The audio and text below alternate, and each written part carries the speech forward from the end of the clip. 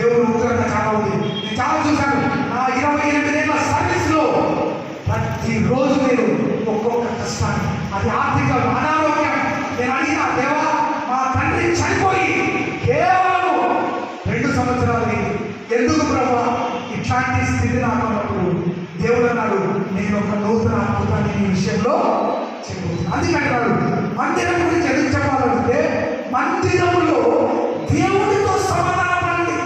దేవుడిని అడుగు, ఎక్కడ పొరపాటులు ఉన్నాయి, ఎక్కడ బలహీనతలు ఉన్నాయి, ఎక్కడ సాతానుడు నీకు నాకు మధ్యలో ఉన్నాడు.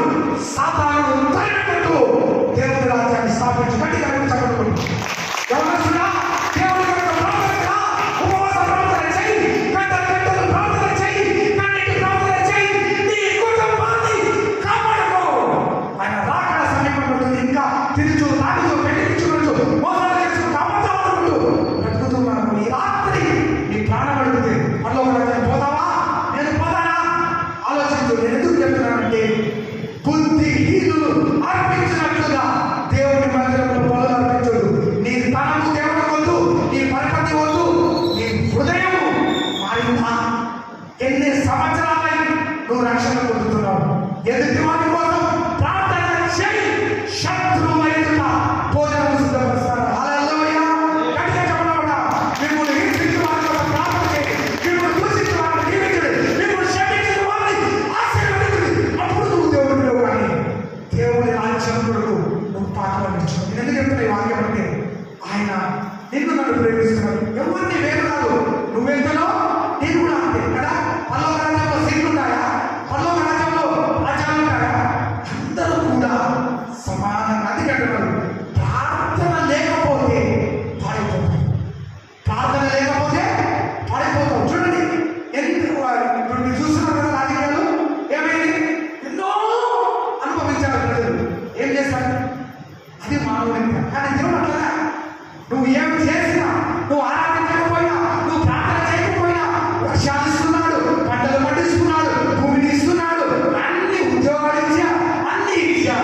మందిరానికి ఏమి తీసుకొని వస్తున్నావు? శాపాలను తీసుకొని వస్తున్నావా? పాపాన్ని తీసుకొని వస్తున్నావా? శాపాలు పాపాలు తీసుకొని వస్తే దేవుడు ఉగ్రతని ఇంటి మీదకి రాకపోతే ఈరోజు నువ్వు అడుగు, దేవా నేను ఏమైతే అడుగుతున్నానో అది నువ్వు ప్రార్థనలో అడుగు. ఎవరైనా నీకు బాధ పెట్టుకుంటే ప్రార్థన చేయి. మోకాళ్ళ మీద ఉండి వాళ్ళు నువ్వు కలిసి అద్భుతాలు చేసే దేవుడు తీసుకుని వస్తాడు ఆ దేవుడు. అది అంటున్నాడు, స్వప్నములు, అధికమైన స్వప్నములు పాపములు పడవేస్తాయి. ఒంటరిగా దావీదు ఒంటరిగా మీద ఉన్నప్పుడు పాపము చేశాడు. సాక్ష్యం ఒంటరిగా దేవుడిని విడిచినప్పుడు పాపంలో పడిపోయాడు. యోసేపు ఒంటరిగా దేవుడితో ఉండి గెలిచాడు. నెహెమ్యా ఒంటరిగా ఉండి మందిర ప్రాకారముల కోసము ప్రార్థన చేశాడు. అట్లాంటి భక్తులు కావాలండి. ఆషామాషిగా ఒక గంట సేపేగా ఆరాధిస్తున్నాం, పోతున్నాం, పండుగలు, క్రిస్మస్, సెక్రటరీ అన్ని ఇవి కాదగా ఆత్మల సంపాదన ఎక్కడ? నా మందిరానికి ఎన్ని ఆత్మలు నువ్వు తీసుకొని వస్తున్నావు? ఆలోచించు. ఈరోజు నీవు దేవుని మందిరంలోకి పోయినప్పుడు నీ ప్రవర్తన జాగ్రత్తగా చూసుకో. అడిగిన దేవుని ఈ అంశం ఎందుకు ప్రభు అంటే, సంఘ పునాదులు కదిలిపోకుండా సంఘంలో దేవుడు బలపరచాల, సంఘంలో దేవుడు కృపనివ్వాల, సంఘంలో దేవుడు ఆశీర్వదించాల, సంఘంలో దేవుడు అద్భుతాలు చేయాల, సంఘంలో దేవుడు స్వస్థతలు జరిగించాలా. మీరు నమ్మరండి, ఆన్లైన్ ప్రేమ సంఘంలో అన్నంగా చూస్తూ ఉంటారు. ఎవరు రారండి, 10 మంది 20 మంది అందరూ నిద్రపోతారు. కానీ నేను ఇంకొక బ్రదర్ రాత్రి 3 వరకు అందరూ అంటారు, ఏమంత ఇంప్రెస్ అంటే అందరూ వచ్చి నాకు పోవద్దు. అట్లా ఎవరో అంటారు, ఏమీ లేదని వెళ్ళి దేవుడు ఆరాధించు, దేవుడు సంతోషిస్తాడు. గట్టిగా చదువు. ఆన్లైన్లో కూడా 2 ఉన్నారా 3 ఉన్నారా? కాదండి, పరిశుద్ధాత్మ దేవుని ఆరాధన నేర్చుకో. భక్తితో, భక్తిని విడిచిపెట్టవద్దు. భక్తి సాతానుడు మార్గం కాకూడదు. నా భక్తి నీ భక్తి అన్న ఆత్మీయ సహోదరుడు అన్నమాట. సండే స్కూల్లో కూడా అన్న వాక్యాలు విన్నా. నేను ఎందుకు చెప్తానంటే, దేవునికి భయపడవు యవనస్తురా, నువ్వు నేను నేర్చుకోవాలి. ఇంకా నువ్వు తిని తాగే రోజులు కాదు, ఆయన రాకడ సమీపంలో చూడకుండా బుద్ధి కలిగి ఆ నూనెతో సిద్ధపడతావా? యేసయ్య రాకడ వస్తుంది. నీ కుటుంబం, నీ బంధువులు, నేను అనుకున్నాగా సరే ప్రభా, ఒకవేళ నువ్వు మా తల్లిని తీసుకోవాలి అనుకుంటే నీకు స్తోత్రం. హల్లెలూయా, బ్రతికించాలి. హల్లెలూయా. విశ్వాసి అన్నిటికీ సిద్ధపడాలి. కొడతారు, తింటారు, సువార్త ప్రకటిస్తే నేను 40 రోజుల్లో ఒక గ్రామంలో రాళ్ళతో కొట్టాను. ఎవరికి చెప్పాలి? ఎవరికి చెప్తున్నా? దేవా, ఇది నీ జీవితం, నీ కోసం మరణమే వచ్చిన. హల్లెలూయా. అది సమర్పణ అండి. ఒకరి మీద ఒకరు ఇంకోటి కాదు, అందరూ కలిసి ప్రభు కొలిచారు, ప్రభు ఆచారం ప్రకటించాలి. అన్య జనులకు మాదిరిగా ఉండు. అన్య జనులు మనల్ని చూసినప్పుడు వీరిలో ఉన్న దేవుడు నిజమైన అట్లాంటి సాక్ష్యాలు ఈ దినాల్లో లేవు. ఈ దినాల్లో మందిరంలో సాతాను చూస్తారు. ఇంకో చోట ఎక్కడ పోయినా కూడా, ఈ సంఘమే కాదు ఎక్కడ పోయినా కూడా వాడి పనేమి అందరూ ఐక్యంగా వాడిని నువ్వు చూడకుండా నీవు నేను దేవుని మందిరానికి వచ్చేటప్పుడు అనాలోచనగా, అతి అపరిశుద్ధంగా, అపవిత్రంగా, అజ్ఞానంతో ఏమైతే కానీ నీకు జాగ్రత్త రాలేదు, నీ జీవితంలో ఎందుకు మార్పు రాలేదు ఆలోచిస్తున్నావా?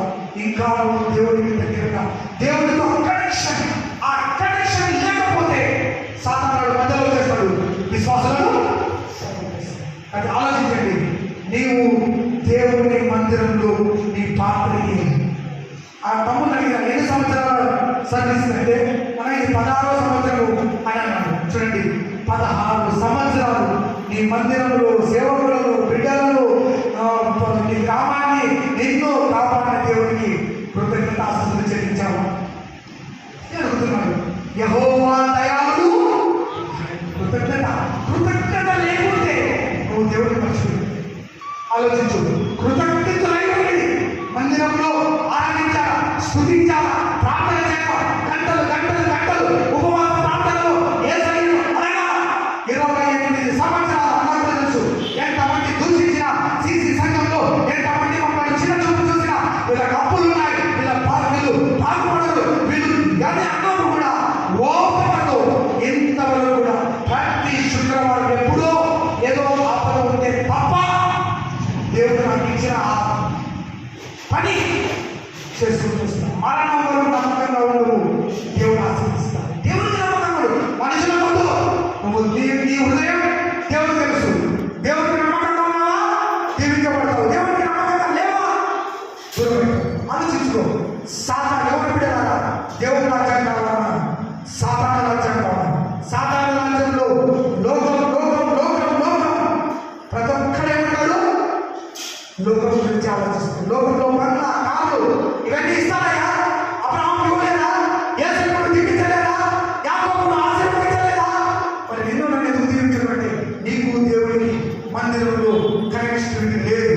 నీకు దేవుడికి మందిరంలో ఏదో వచ్చేసి అడిగేటవాడు, అది సరి చేసుకో, దేవుడిని ఆశీర్వదిస్తాడు. కాబట్టి దేవుడు ఈరోజు చర్చిడే మీ సంఘాన్ని, మీ సంఘ పెద్దలను, సంఘ కాపాలను, యవనస్తులను అందరినీ దీవించును కాక. నేను అనుకున్నా, దేవా ఇది నీ చిత్తం, నన్ను ఈరోజు వాడుకోవాలని నువ్వు అనుకున్నావా? అది నీకు స్తోత్రం. అందుకంటున్నాడు, అధికమైన స్తోత్రములో ప్రయోజనం లేదు. దేవుని చిత్తం, దేవుని మాట తెలుసుకొని గ్రహించు. పరిశుద్ధ